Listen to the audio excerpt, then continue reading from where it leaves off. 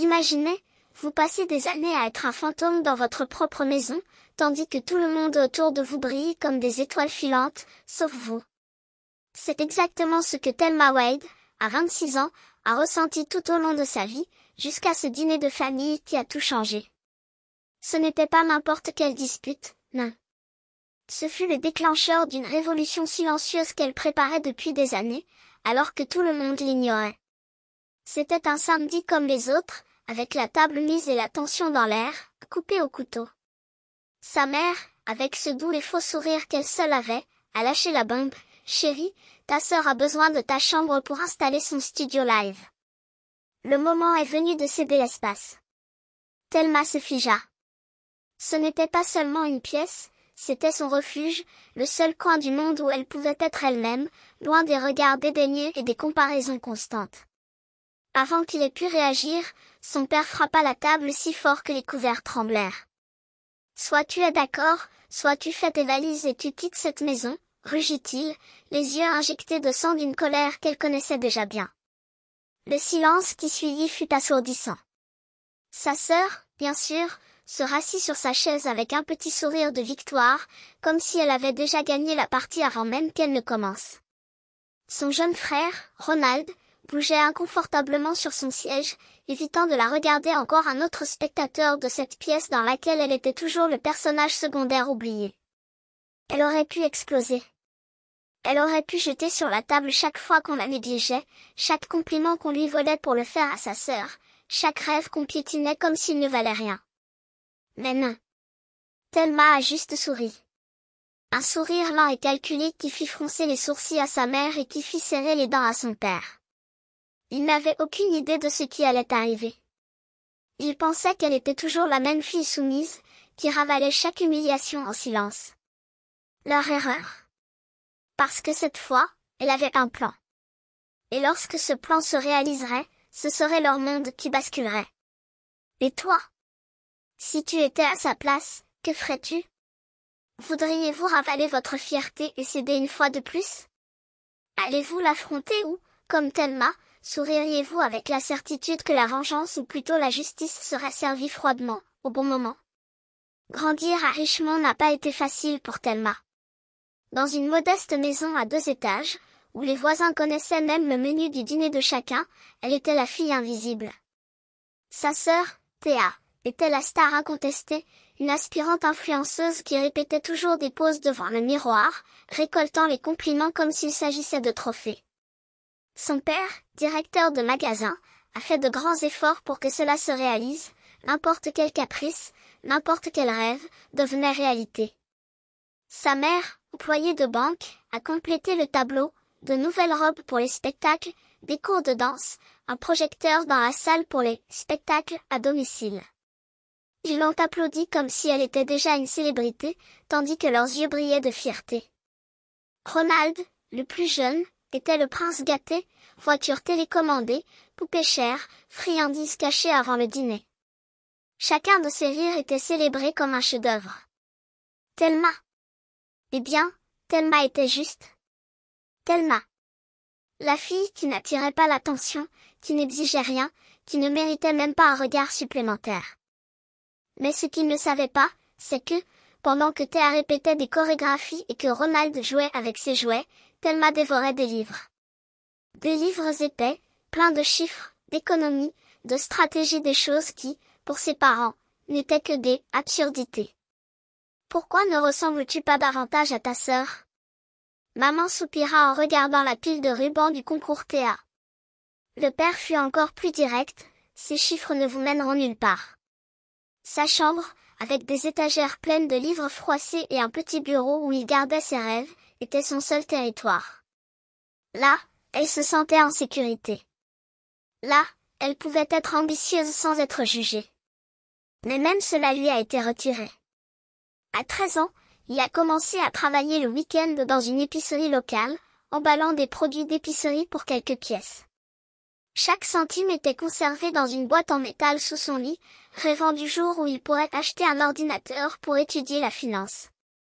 À 15 ans, il possédait déjà près de $500 de l'argent durement gagné.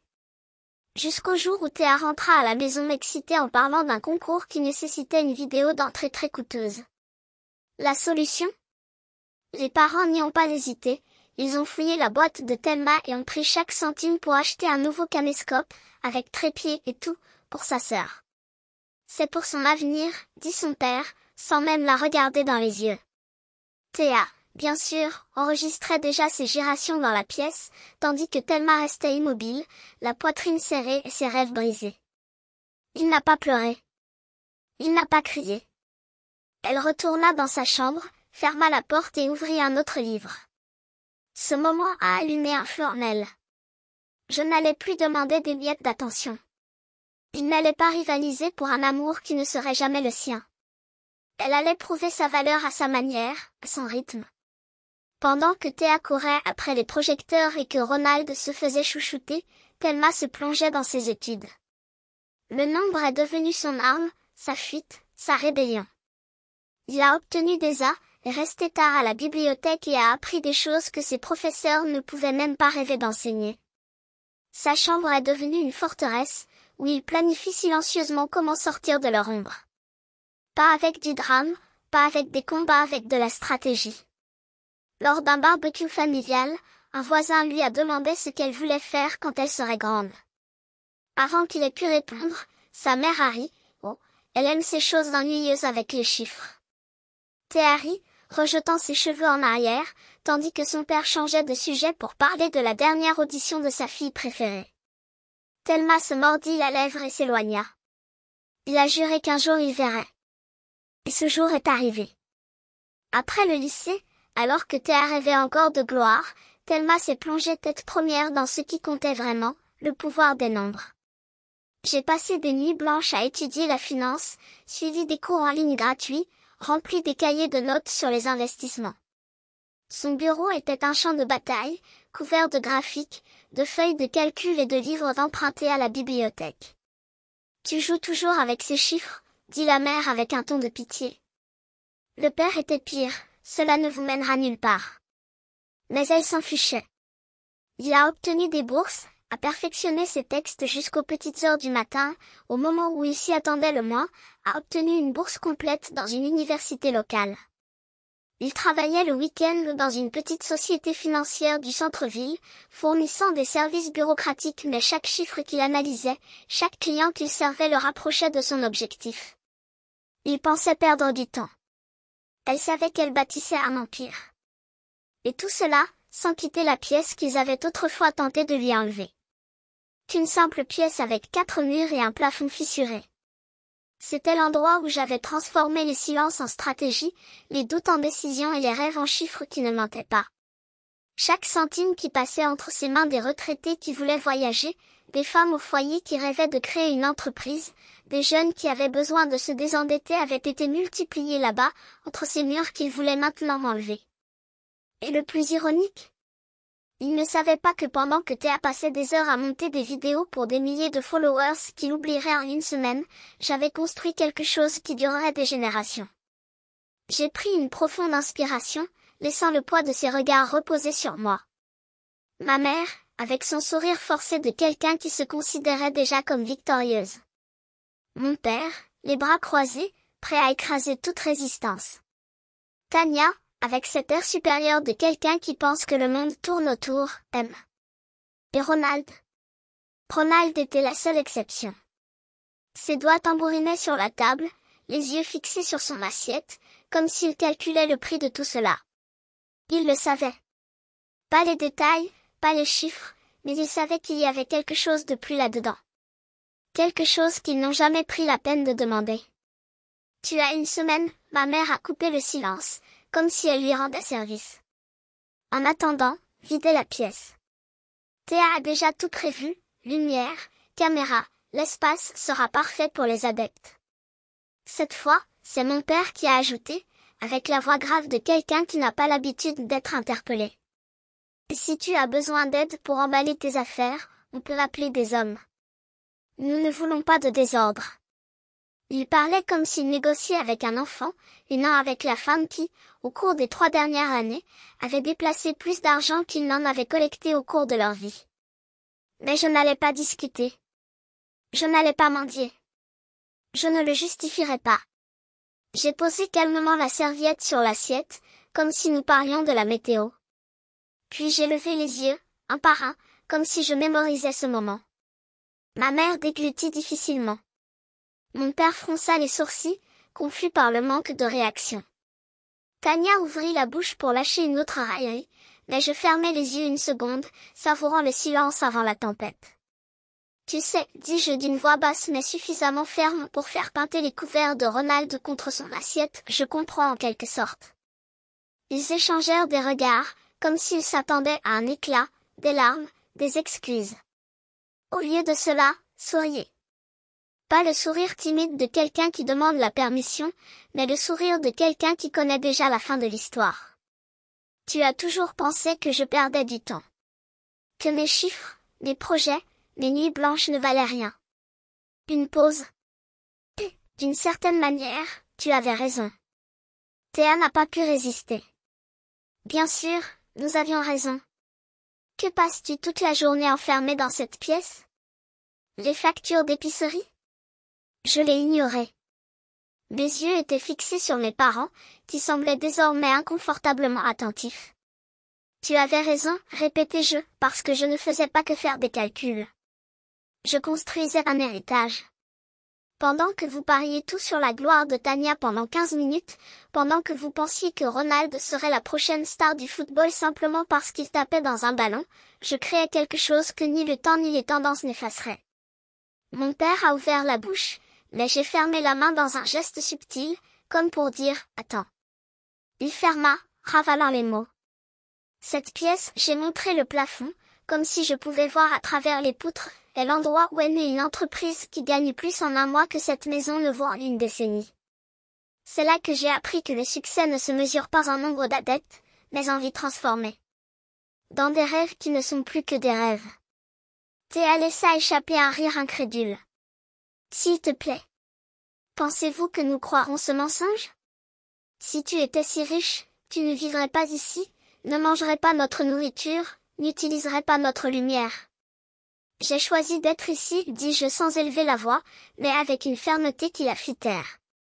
Parce que contrairement à toi, je n'ai pas besoin de scène pour prouver ma valeur. Je n'ai pas besoin d'être sous les projecteurs pour savoir que je suis bon dans ce que je fais. Et surtout, ici, je laisse le silence faire son œuvre, parce que j'aime leur rappeler, chaque jour, qu'ils ont sous-estimé la mauvaise fille. L'air dans la pièce est devenu épais.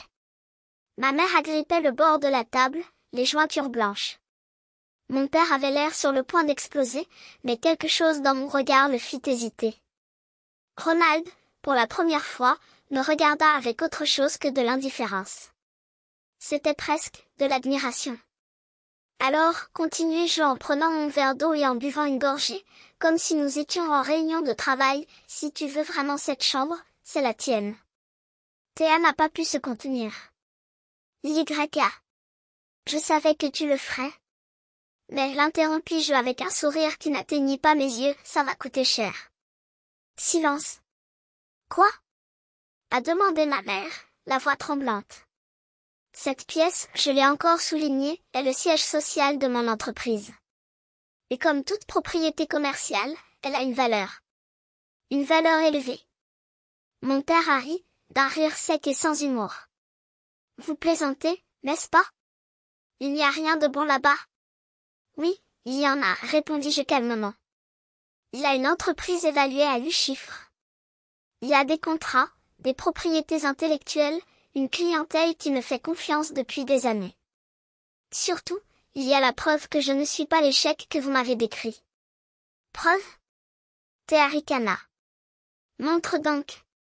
J'ai ouvert le dossier qui se trouvait à côté de moi sur la chaise, le même qu'ils ignoraient toujours, pensant que ce n'était que de la paperasse. Sortant une épaisse enveloppe, je la fis glisser sur la table jusqu'à m'arrêter devant mon père. C'est ici. Mon relevé de compte entreprise des 3 derniers mois. Contrat de conseil avec les 5 plus grandes entreprises de Richmond. Et j'ai placé un autre morceau de papier dessus, l'acte de propriété d'un immeuble commercial du centre-ville, acheté au comptant la semaine dernière. L'adresse? Sourire. C'est à 2 pâtés de maison d'ici. C'est drôle comme l'argent circule, n'est-ce pas? Personne n'a touché au papier. Ma mère avait l'air sur le point de s'évanouir. Mon père, pour la première fois de sa vie, resta sans voix. Théa a regardé les documents comme s'il s'agissait d'une bombe sur le point d'exploser. Alors, j'ai croisé les bras, si tu veux toujours la chambre, ce n'est pas grave. Mais il faudra l'acheter. À la valeur marchande. Et croyez-moi, je me suis légèrement penchée en avant, je suis le marché. Le silence qui suivit fut le son le plus doux que j'ai jamais entendu. À ma porte, les mains enfoncées dans les poches, le regard baissé comme s'il combattait sa propre ombre. Ça m'a pas touché. Il ne parlait pas fort. Il est resté là, immobile, jusqu'à ce que j'ouvre la porte et que je lui fasse face avec un sourcil levé. Salut, murmura-t-il en frappant un caillou imaginaire sur le sol. Salut, répondis-je en croisant les bras.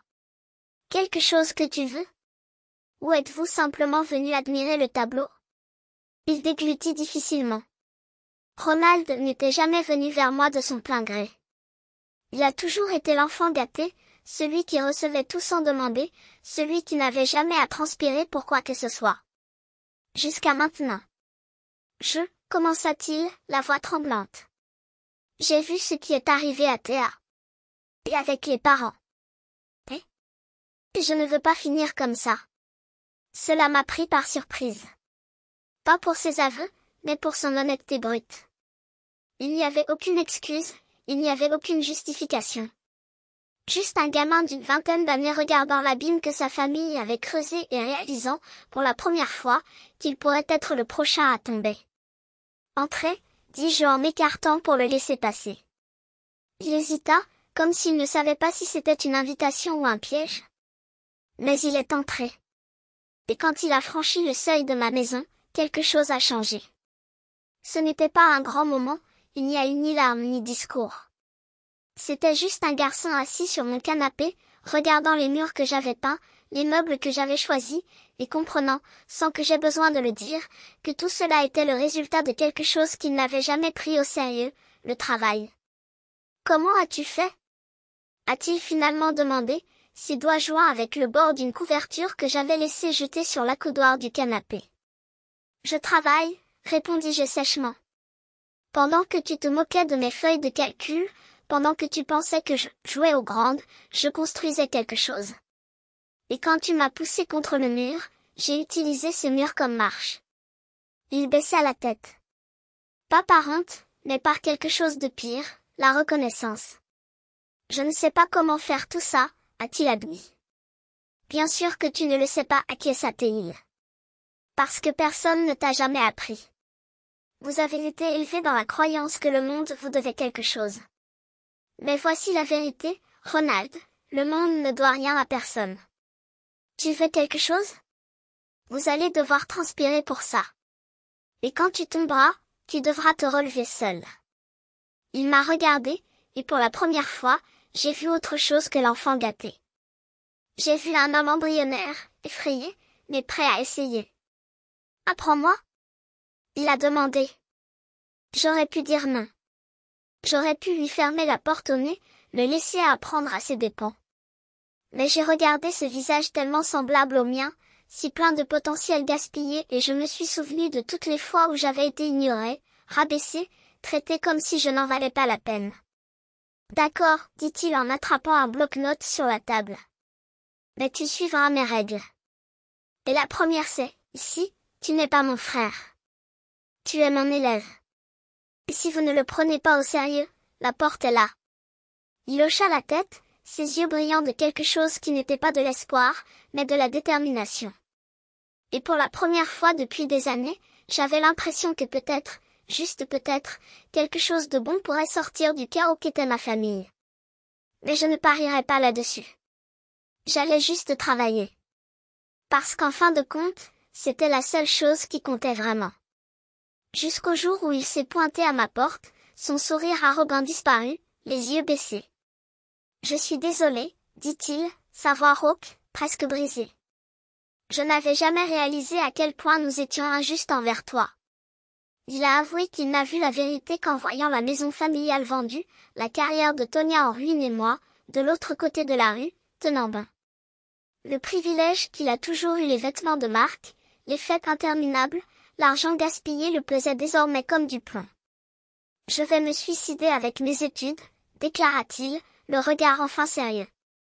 Ingénierie. Je veux construire quelque chose de réel. Je ne lui ai pas pardonné tout de suite, mais j'ai respecté le changement. Il sortit, les épaules relevées, comme si, pour la première fois, il était prêt à porter son propre poids. Chaque matin, je sortais sur le porche avec mon café, je regardais la maison de mes parents et je leur faisais signe un geste ironique, un rappel silencieux de chaque fois qu'ils m'ignoraient. Même après leur déménagement, j'ai gardé le rituel. Parfois, je voyais Tonia leur rendre visite dans le petit appartement où ils vivaient désormais, la tête baissée, sans l'éclat qu'elle avait autrefois. Ils m'appelaient, me laissaient des messages parlant de « recommencer » ou de « famille unie », mais je le savais, leur intérêt était proportionnel à mon solde bancaire. Je n'étais pas cruelle. Elles servaient, entretenaient l'éducation, mais elles n'étaient plus leur coffre-fort. Ils ont fait leur choix. Maintenant, ils en récoltaient les fruits. Pendant ce temps, je me suis installée dans ma nouvelle vie. Phyllis est venue m'aider à organiser une pendaison de crémaillère, non pas pour me consoler, mais pour peaufiner les détails, choisir les décorations, lister les invités. Nous avons rempli l'espace de rire et de musique, des clients, des voisins, des amis d'université qui se souvenaient encore de moi. Elle a joué avec mon goût pour les vins chers en dressant un plateau de collation. « Tu vis un rêve, Thelma, » dit-elle en souriant, et pour la première fois, je la crus. Cette nuit-là ne concernait pas seulement la maison. C'était à cause de tout ce que j'avais réalisé sans demander la permission. De loin, j'ai vu ma famille s'effondrer. Tonia a trouvé un emploi dans un centre commercial, ses années d'influenceuse sont devenues un souvenir, l'arrogance remplacée par une résignation discrète. Mes parents se sont adaptés à la vie modeste, leur voix remplie d'amertume lorsqu'ils prononçaient mon nom. « Nous sommes si fiers de toi », disait ma mère avec un sourire forcé. Mon père hocha la tête, comme si ces mots ne semblaient pas vides de sens. Il les remercia, raccourcit la conversation et les renvoya. Il ne méritait pas de réécrire l'histoire simplement parce que j'avais enfin quelque chose à offrir. Ronald était le seul à avoir vraiment changé. J'ai envoyé des SMS sur les cours, les petites victoires, un test de mathématiques réussi, un travail à temps partiel. « J'essaie d'être meilleur », a-t-il écrit un jour. Et j'ai cru. Il n'était pas parfait, mais il essayait. Plus que ce que je pourrais dire des autres. Il a répondu par des mots d'encouragement, gardant la porte entr'ouverte, mais pas suffisamment pour qu'il puisse entrer indûment. Depuis mon porche, j'ai regardé l'ancienne maison familiale, maintenant avec une autre famille à l'intérieur, et j'ai ressenti un étrange mélange de paix et de détermination. Ce n'était pas ma faute s'ils sont tombés. C'était une conséquence de leur choix. Et moi? C'était encore en construction. Richmond est devenu mon territoire, libéré des ombres de ce qu'on attendait de moi. J'ai aidé Ronald avec sa candidature à l'université après qu'il ait prouvé que le changement était sérieux. Il m'envoyait des mises à jour avec gratitude, et voir ses progrès me remplissait d'une fierté que mes parents ne m'avaient jamais donnée. Mais avec Tonia, mon père et ma mère, j'ai tracé une ligne infranchissable. Les appels sont restés sans réponse. Les tentatives de réconciliation ont été ignorées. Je n'étais pas là pour réparer leurs torts ou alimenter des regrets tardifs. Ils m'ont ignoré pendant des années. Maintenant, j'ai continué sans eux. Le week-end dernier, j'ai invité Phyllis et mes amis pour fêter ça. Le salon bouillonnait de conversation, la cuisine remplie de l'odeur de la cuisine maison et des rires. Phyllis, toujours au centre de l'attention, a levé son verre à Thelma, qui a construit ça de toutes pièces. Les applaudissements ont résonné, contrastant fortement avec le silence que ma famille m'avait toujours offert. Nous dansons, nous racontons des histoires, nous planifions l'avenir. Cette maison n'était plus seulement des briques et du mortier. C'était la preuve que je n'avais pas besoin d'eux pour être quelqu'un. J'ai appris que ma plus grande force a toujours été d'être suffisante. Leur favoritisme envers Tonia a conduit à leur ruine financière, sociale, morale. Une leçon cruelle sur le prix de la cécité. Mon estime de moi ne dépend pas de leurs applaudissements. Cela vient de ce que j'ai construit, des vies que j'ai touchées, de la maison que j'ai construite. Vous n'avez pas besoin de la validation de votre famille pour briller. Vous avez besoin de votre propre courage. Si vous vous êtes déjà senti invisible, sous-estimé, j'espère que cette histoire vous le rappellera. Votre valeur n'est pas définie par ceux qui choisissent de ne pas vous voir. Continuez. Persistez. Votre histoire mérite d'être racontée, tout comme la mienne.